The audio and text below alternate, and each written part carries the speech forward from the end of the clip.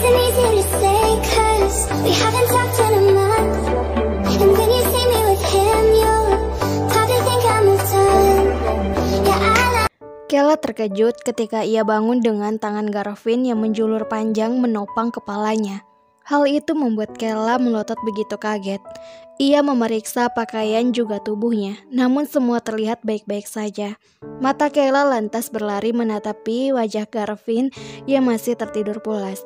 Wajah tampannya begitu terekspos dan Garvin terlihat lebih tampan ketika tidur, membuat mata Kayla belum berpaling menatapnya.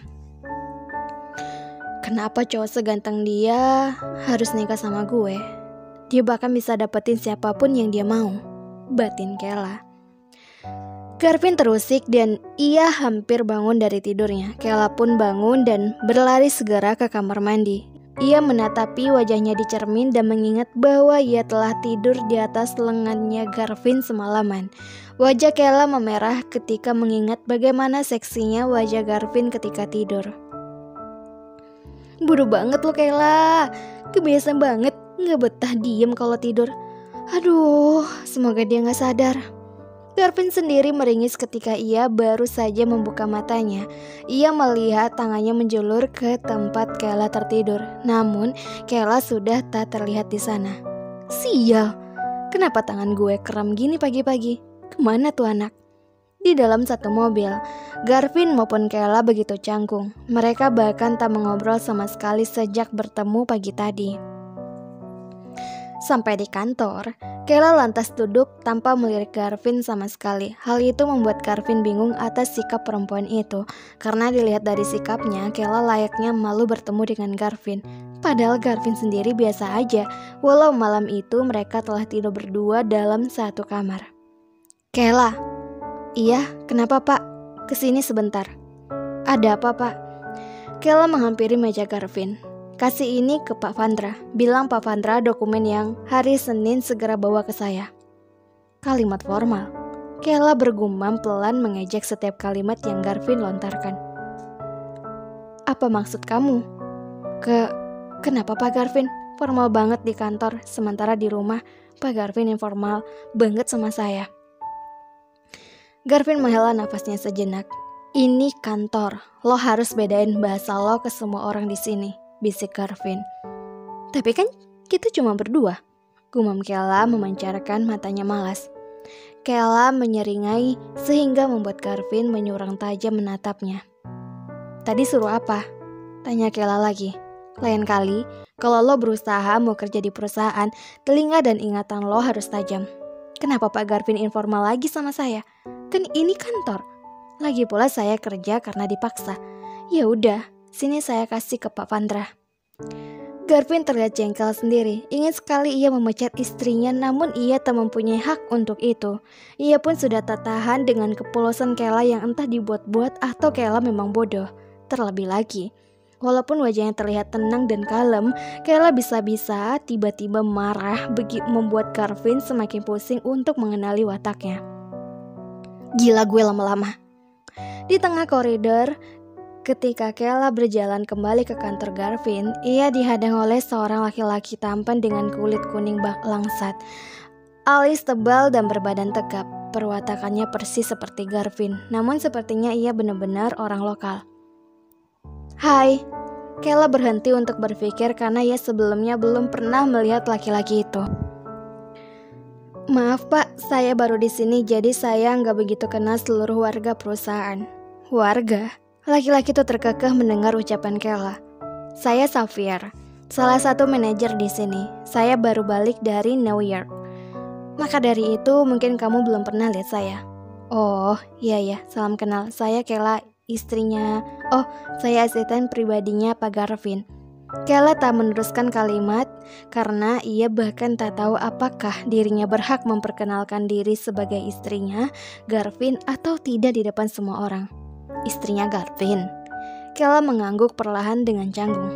Tenang, kamu gak usah canggung. Saya udah tahu semua. Kebetulan saya sepupu Garvin, anak Pak Angling. Pak Angling? Bukannya Pak Garvin gak suka ya sama Pak Angling? Batin Kayla mengingat sejenak tanggapan Garvin terhadap Pak Angling. Saya cuma mau kenalan aja ternyata. Garvin beruntung banget menikah sama cewek cantik kayak kamu. Xavier menyodorkan tangan kanannya pada Kayla.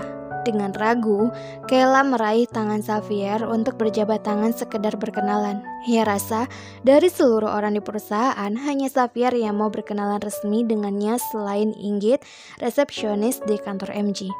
Di sisi lain, Garvin melebarkan matanya ketika melihat Kayla mengobrol dengan Xavier di sana. Ia segera mungkin menghampiri mereka. "Ngapain lo?" tanya Garvin yang baru saja sampai. Xavier mengangkat kedua alisnya sambil tersenyum melihat kedatangan Garvin. "Lo nikah nggak ngundang-ngundang gue?" tanya Xavier. Garvin memandangi malas seorang Xavier, sama seperti pandangannya pada Pak Angling. "Apa urusan lo?" "Garvin, gue ini sepupu kesayangan lo, masa lo nikah gue gak di sana sih? Tapi kenapa ya lo bisa tiba-tiba nikah begini? Gimana lo sama Puspa?" Ucapan Xavier yang menyebalkan itu tiba-tiba membuat Garvin merasa was-was. Garvin tak ingin pernikahan mereka yang terpaksa dan pura-pura ini diketahui oleh orang lain, termasuk diketahui oleh Xavier.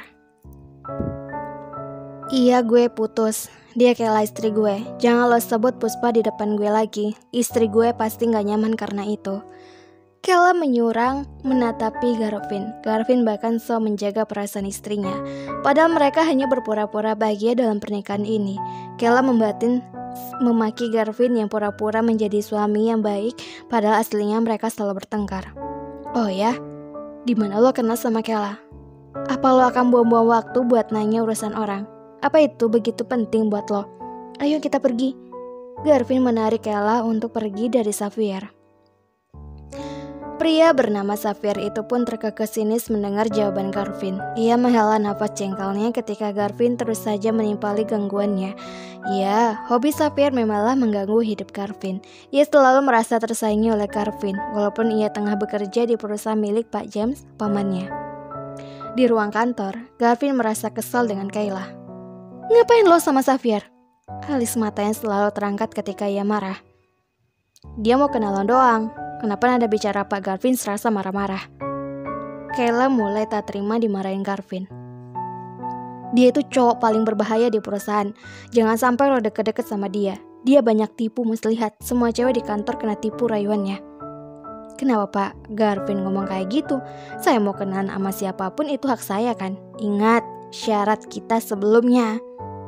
Garvin menyurang mengingat perkataannya sebelum mereka menikah. "Iya lo benar, cuma gue ngomong kayak gini takut Xavier mengulik hubungan kita dan menelusuri tentang lo. Dia selalu ganggu kehidupan gue, maka dari itu dia itu cowok paling berbahaya di sini. Gue takut Xavier tahu semua dan bongkar semuanya depan papa." Kayla tertunduk sesal setelah mendengar ucapan Garvin. Ia tak tahu apakah ucapan Garvin itu benar atau hanya Garvin buat-buat untuk melarang Kayla berkenalan dengan pria lain di kantor. Pak Xavier terlihat berdiri di kerumunan para petinggi perusahaan yang tengah bercengkrama di lobi MG. Sementara Garvin baru saja bergabung dengan mereka. "Pak Garvin, gimana kondisi Pak James?" "Pak James lagi menjalani pengobatan. Papa baik-baik aja." Pak Angling melirik Garvin sejenak. "Oh iya Pak Garvin, gimana kabarnya soal pensiunan Pak James? Kamu itu kandidat terkuat kita kan? Lantas bagaimana pendapat Pak Garvin soal memperluas pasar ke negara tetangga?" Pertanyaan Pak Angling membuat Garvin menghela nafasnya sejenak. Ia kemudian menatapi tajam Pak Angling. "Mohon maaf Pak Angling, saya nggak punya hak untuk mengurusi pensiunan Pak James sekalipun saya anaknya.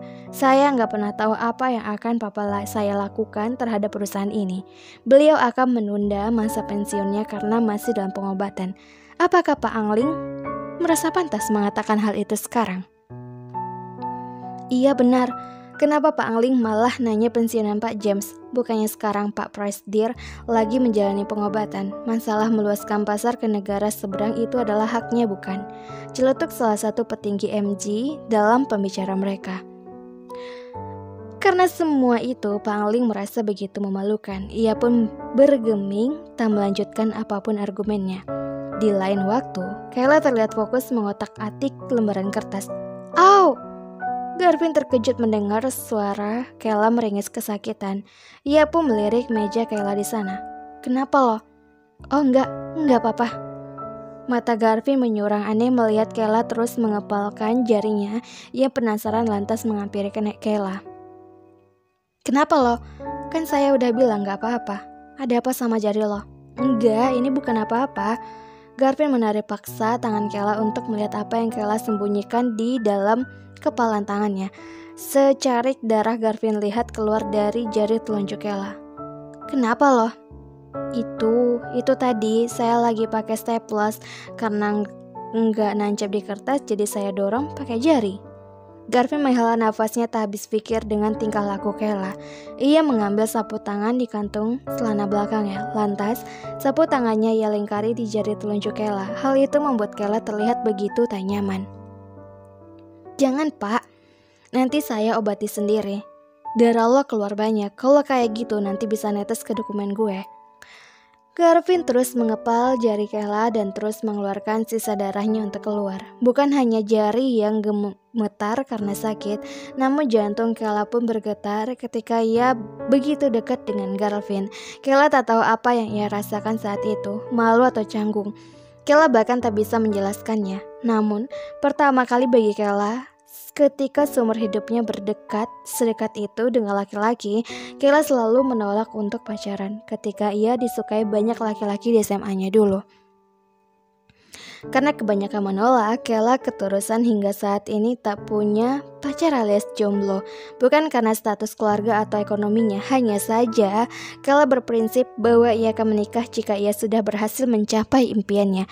Namun, takdir pun mengubah segala pendirian Kayla. Kayla pun baru pertama kali sedekat itu dengan laki-laki. Dan ada perasaan yang tak bisa ia jelaskan ketika bersama Garvin, walau sebelumnya mereka saling tak mengenal. Halo novelers semuanya, ketemu lagi nih di channel Mimin Channel Feby Vitaloka. Jangan kemana-mana ya untuk selalu dukung channel Mimin, karena dukungan kalian semua adalah semangat Mimin untuk upload setiap harinya dan mengeluarkan ide-ide terbaru nih. Jangan lupa untuk selalu subscribe, like, dan komen. Gimana nih dengan cerita selanjutnya nih novelers? Apa ada kekurangan lagi? Kalau misalnya cerita Mimin mengecewakan novelers lagi, tolong di komentar ya. Mimin minta petunjuknya supaya tidak mengecewakan novelers semuanya, karena dukungan novelers semuanya penting bagi Mimin. Jangan lupa untuk selalu jaga kesehatan, makan yang